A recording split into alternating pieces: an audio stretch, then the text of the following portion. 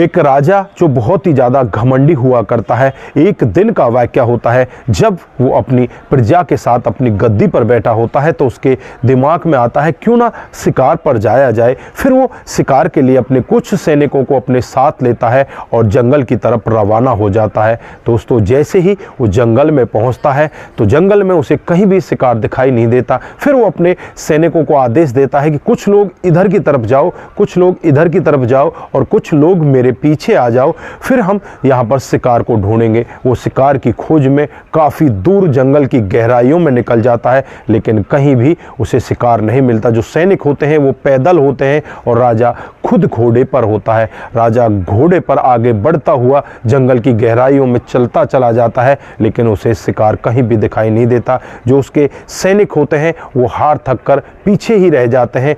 उसके बाद जो राजा होता है वो पीछे मुड़कर देखता है तो उसके पीछे कोई भी सैनिक उसे दिखाई नहीं देता और ना ही उससे आज कोई शिकार हो पाया था। अब वो हार थक जाता है और हार थक कर एक पेड़ के नीचे बैठ जाता है। वहीं पर बैठे बैठे सोचने लगता है कि आज शायद तुझे कोई शिकार मिले ही नहीं, आज शायद तुझे खाली हाथ वापस लौटना पड़े। इसी तरह के विचार लेकर वो पेड़ के नीचे बैठा बैठा सोच रहा होता है, तभी उसकी आंखें लग जाती हैं और वो वहीं पर सो जाता है। दोस्तों, कुछ ही समय के बाद वहाँ पर एक कौआ उस पेड़ पर आकर बैठ जाता है और यहाँ पर राजा के वस्त्रों पर भीट कर देता है। उसके बाद कौआ वहाँ से उड़ जाता है और फिर थोड़ी देर बाद ही वहाँ पर एक सुंदर हंस आता है और हंस उस पेड़ के ऊपर बैठ जाता है। जब राजा की निंद्रा खुलती है तो राजा देखता है कि उसके वस्त्रों के ऊपर तो भीट हुई पड़ी है। अब उसे बहुत ही ज़्यादा क्रोध आता है। क्रोध में अपने धनुष बाण निकालता है, उस हंस के ऊपर बाण चला देता है। जैसे ही बाण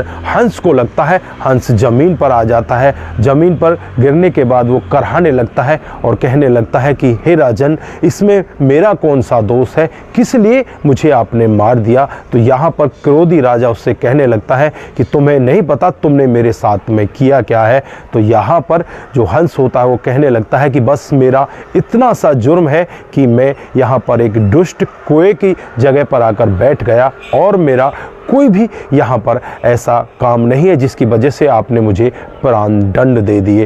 दोस्तों, यहाँ पर राजा उसकी तरफ देखता और कहता है कि तुम्हें नहीं पता कि तुमने बहुत ही गलत काम किया, मेरे वस्त्र खराब कर दिए। वो बार बार उसे यही समझाता है कि मैं दुष्ट कौआ की जगह पर आकर बैठ गया था, मेरी वजह मुझे आज प्राण दंड मिल रहे हैं। दोस्तों, राजा भी यहाँ पर सोचने लग जाता है और इधर जो हंस होता है वो अपना कराते कराते अपने प्राण त्याग देता है। तो दोस्तों, दुष्ट की बैठक करना कितना गलत होता है। इस छोटी सी कहानी से हमें यही शिक्षा मिलती है कि गलत जगह पर बैठने से कितना गलत प्रभाव पड़ता है और जो लोग हमेशा गलत लोगों के साथ बैठते हैं, उनके साथ रहते हैं, तो उनके जीवन में कितना बुरा प्रभाव पड़ता होगा। तो दोस्तों, इस कहानी को अपने जीवन में उतार लेना चाहिए। हमेशा ऐसे लोगों की संगत करनी चाहिए जो अच्छे और अच्छे कर्म करने वाले हों।